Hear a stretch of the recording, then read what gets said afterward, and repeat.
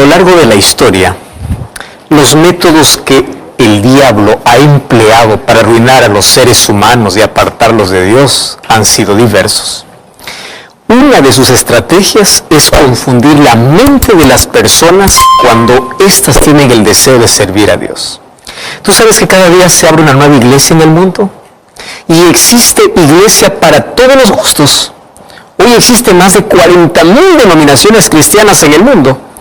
Todas ellas diciendo ser la iglesia verdadera. Todas ellas usando la Biblia como palabra de Dios. Todas ellas adorando a Dios. Un día yo tomé un Uber para ir al aeropuerto porque necesitaba viajar para otro país para realizar una semana de evangelismo. Y allí entre la conversación surgió el asunto de religión. Y allí el conductor me dijo lo siguiente: yo soy una persona espiritual, pero no quiero saber nada de religión. Yo creo en Dios, pero estoy cansado de ver tantas iglesias diciendo esta es la verdadera, que hasta parece un laberinto sin salida. Y él me dijo, hoy la religión es como la política. Cada uno quiere tener más personas para su congregación y la mayoría hizo de la religión un negocio de gente que necesita a Dios. Yo me quedé triste y reflexionando en lo que él mencionó. Cómo el diablo ha llevado a usar el nombre de Dios para otros fines. Tú sabes que miles de templos se abren solo por intereses personales. Algunos ofreciendo cura y prosperidad financiera si compras un aceite bendito, una escoba santificada. Y eso ha llevado a muchas personas sinceras a pensar que lo mejor es no elegir ninguna iglesia. Mientras que otros van al otro extremo y piensan que no importa la iglesia que elijas, finalmente lo importante es adorar a Dios. ¿Ya escuchaste eso? Hay otro grupo de personas que buscan sensaciones, más que la palabra de Dios, buscan sensaciones. Yo escuché a tantas personas basar su religión en aquí me siento cómodo, o yo sigo la tradición familiar. No les interesa si la iglesia predica la verdad. Lo que más les importa es cuánta comodidad tienen, qué sentimientos les genera ese lugar. Y eso hace que podamos ver hoy tantas iglesias llenas de personas vacías de la palabra de Dios. Sin embargo, la Biblia presenta características para identificar la verdadera iglesia en un mundo lleno de confusión religiosa. Abre tu Biblia en Apocalipsis capítulo 12, versículo 1 al 4. Allí dice, apareció en el cielo una gran señal, una mujer vestida del sol, con la luna debajo de sus pies y sobre su cabeza una corona de 12 estrellas. Estaba encinta, clamaba con dolores de parto en la angustia del alumbramiento. También apareció otra señal en el cielo, un dragón escarlata que tenía 7 cabezas y 10 cuernos, y en su cabeza 7 diademas, y su cola arrastraba la tercera parte de las estrellas del cielo y lo arrojó a la tierra, y el dragón se paró frente a la mujer que estaba para dar a luz a fin de devorar a su hijo tan pronto como naciese. ¿Qué representa o a quién representa esa mujer? ¿Sabes que esta mujer no puede ser María, como muchos por allí piensan? Porque en el versículo 6 de este capítulo dice que esta mujer huyó al desierto por 1260 días porque fue perseguida. Entonces, en la Biblia nosotros encontramos que la iglesia es simbolizada de varias maneras. A veces se la compara con una mujer pura que espera al novio. Por ejemplo, el apóstol Pablo describió así en Efesios 5:25. Y en Apocalipsis estos símbolos se confirman. Aparece una mujer pura vestida de blanco que simboliza la iglesia de Dios. Y si tú vas al capítulo 17 aparece otra mujer, una mujer vestida de rojo que representa la iglesia del enemigo de Dios. Esta mujer del capítulo 12 representa a la iglesia de Dios. Ahora, ¿qué características tiene esta mujer? Dice que tiene 12 estrellas. Esas 12 estrellas representan las 12 tribus de Israel en el Antiguo Testamento y a los 12 apóstoles en el Nuevo Testamento, o sea, la iglesia de Dios a través de toda la historia. Y la característica principal es que estaba vestida del sol. Tú sabes que en la Biblia Cristo es representado como el sol de justicia. Tú eso puedes ver en Salmo 84:11. ¿Y qué es la luna? Porque la luna estaba debajo de sus pies. Tú sabes que la luna refleja la luz del sol.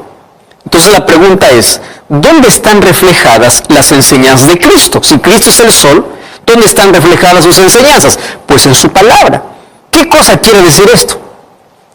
Esto quiere decir que la verdadera iglesia estaría vestida de la justicia de Cristo y basaría su fundamento, sus enseñanzas, sus doctrinas, solamente en la palabra de Dios, no en tradiciones ni en dogmas humanos. La mujer dice que está encinta, a punto de dar a luz un hijo. Sin duda este hijo es Jesús, quien lo trajo a través de su pueblo. ¿Tú recuerdas la promesa de en Génesis capítulo 3, versículo 15? Allí Dios habló de la lucha entre la serpiente y la mujer. Y allí estaba profetizando la lucha entre el diablo y la iglesia de Dios. Dios le dice, esta te herirá en la cabeza, refiriéndose a la iglesia, y tú le herirás en el calcañar, refiriéndose a la serpiente. Eso dice Génesis 3:15.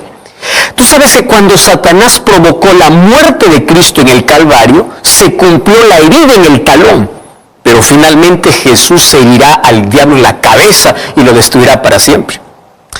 Ahora es interesante que la profecía afirma que el dragón, que es símbolo de Satanás, según Apocalipsis 12:9, estaba listo para devorar al niño. ¿Cuál niño? A Jesús. Y la historia registra el hecho de que Herodes decretó la muerte de los niños cuando Jesús nació. ¿Y quién estaba detrás de Herodes? Pues Satanás. Satanás quería matar a Jesús. Y sabes que Satanás nunca se muestra como es. Él usa personas, él se esconde detrás de personas, controla a las personas, domina a las personas y los induce para cumplir sus malévolos propósitos. Y hoy continúa destruyendo la vida de los hijos de Dios. ¿Quién está detrás de las drogas, detrás de las ideas de libertinaje? ¿Quién induce a las personas a vivir sin principios morales, destruyendo su futuro? ¿Quién está detrás de los hogares divididos? El mismo que trató de devorar a Jesús cuando nació, Satanás. Solo que su plan de destruir a Jesús no funcionó. Tú sabes que en el desierto de la tentación también salió derrotado. Y cuando Jesús murió intentó impedir su resurrección, mas tampoco consiguió. Porque Jesús venció la muerte para dar esperanza de vida eterna a todos los que creen y confían en Él. Entonces, como no pudo destruir a Jesús, volvió su odio contra la iglesia, contra los fieles seguidores de Jesús. Y en el versículo 6 dice que persiguió a la iglesia por 1260 días. Ahora, en la profecía, según Ezequiel 4:6 y Números 14:34, un día equivale a un año. Entonces fue por 1260 años que el verdadero pueblo de Dios fue perseguido. Ahora, ¿por qué fue perseguido? Lo que provocaba esa persecución era que ese pueblo era obediente a la palabra de Dios. Porque la verdadera iglesia tiene como fundamento la palabra de Dios. Y la Biblia presenta cómo Satanás usó un poder religioso para perseguir a los verdaderos cristianos. Cuando vamos a Apocalipsis capítulo 12, versículo 14, dice que la mujer huyó para el desierto por tiempos y la mitad de un tiempo. Tiempo representa un año, tiempos 2 años, la mitad de un tiempo medio año, entonces son 3 años y medio. Si multiplicamos por 12 meses equivale a 42 meses.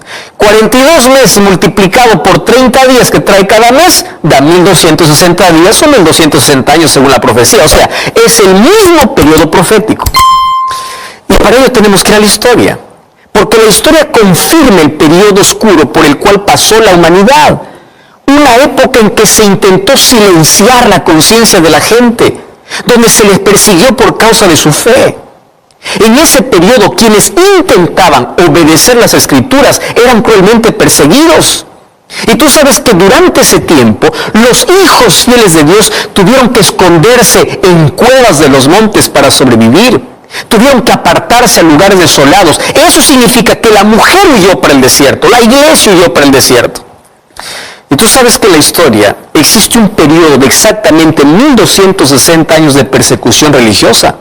Comenzó en el año 538 con el edicto de Justiniano, quien después de derrotar a los ostrogodos, decretó que el obispo de Roma fuese el jefe de los otros obispos, porque Roma era la capital del imperio que después de sangrientas luchas había llegado a dominar el mundo político de esos días.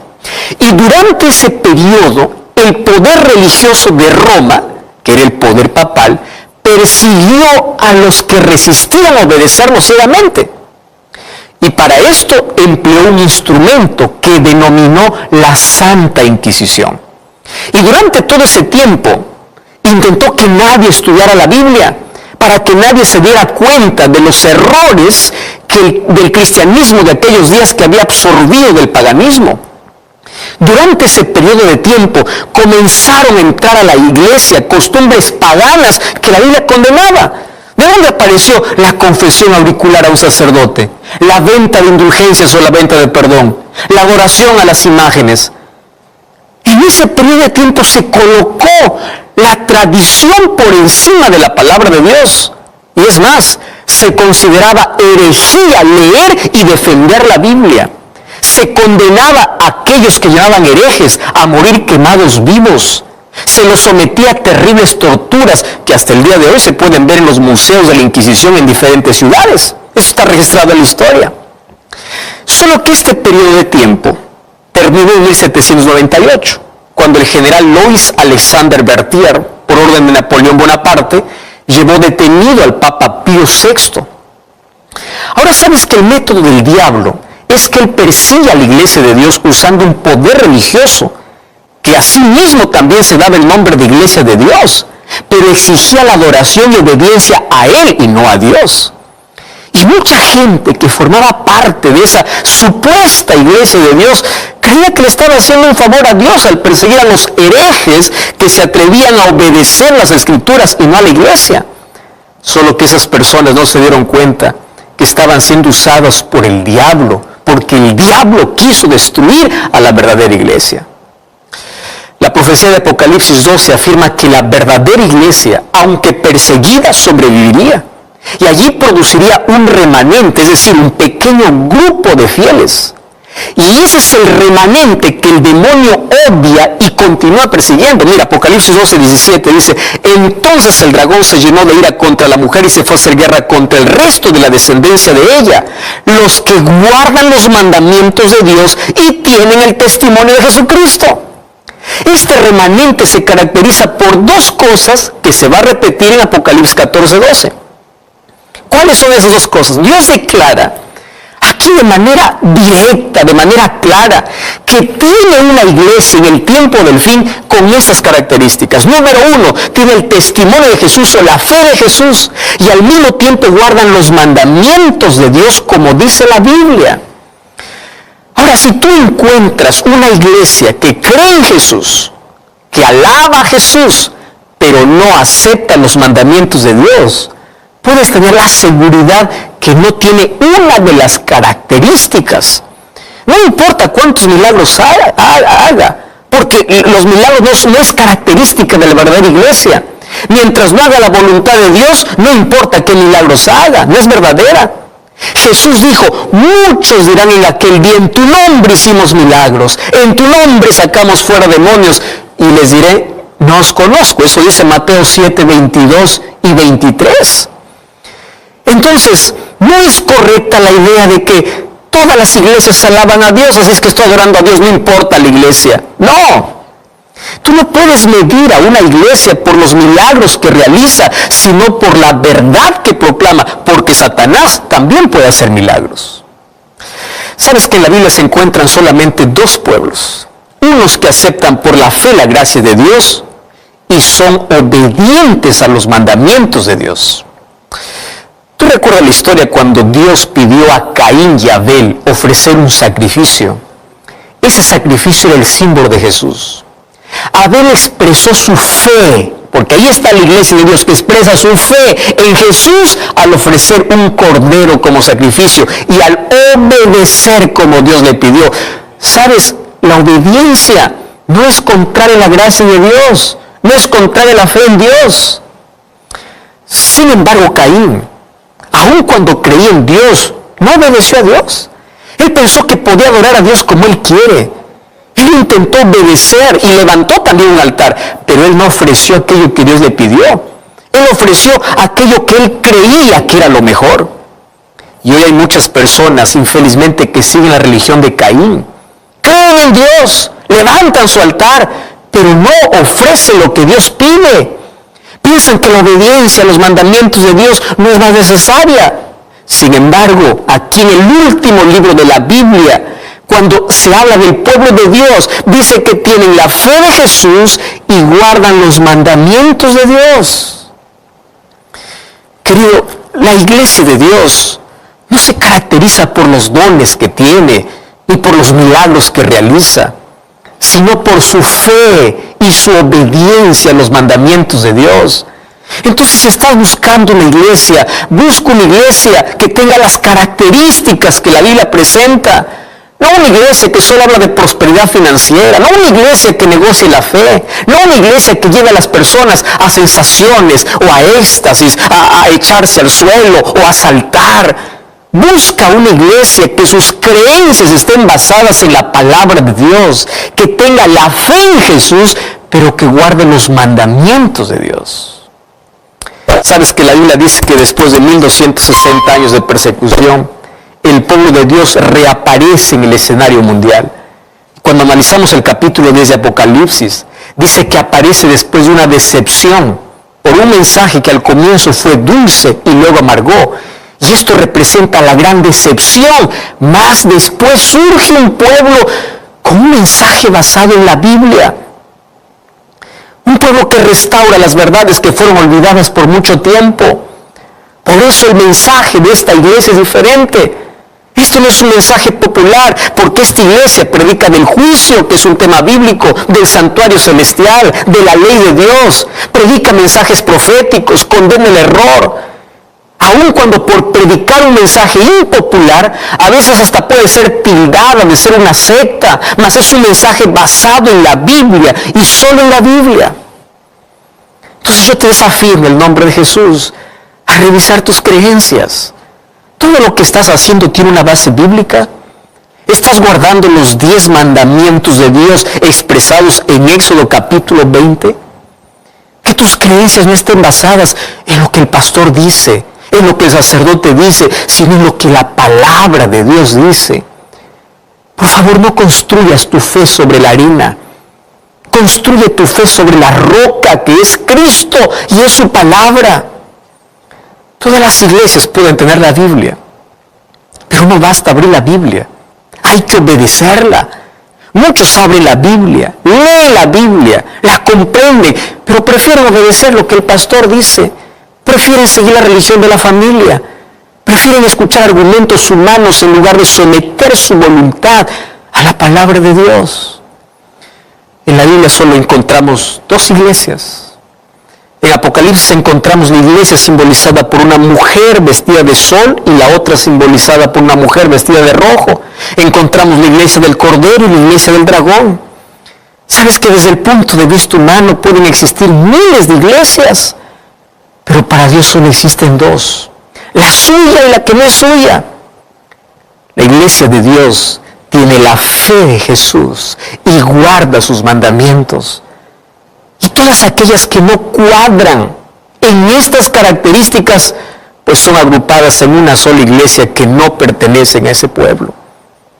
No importa el nombre, no importa que se llamen cristianas, si no tienen estas características, no forman parte de ese pueblo. Mas sabes, en todas las iglesias hay gente sincera. Y si esas personas nunca recibieron la luz de la palabra de Dios, muchos murieron en la ignorancia sirviendo a Dios en el camino que pensaban que era el camino correcto. La salvación de esas personas está garantizada por la misericordia de Dios porque ellos no conocían toda la verdad.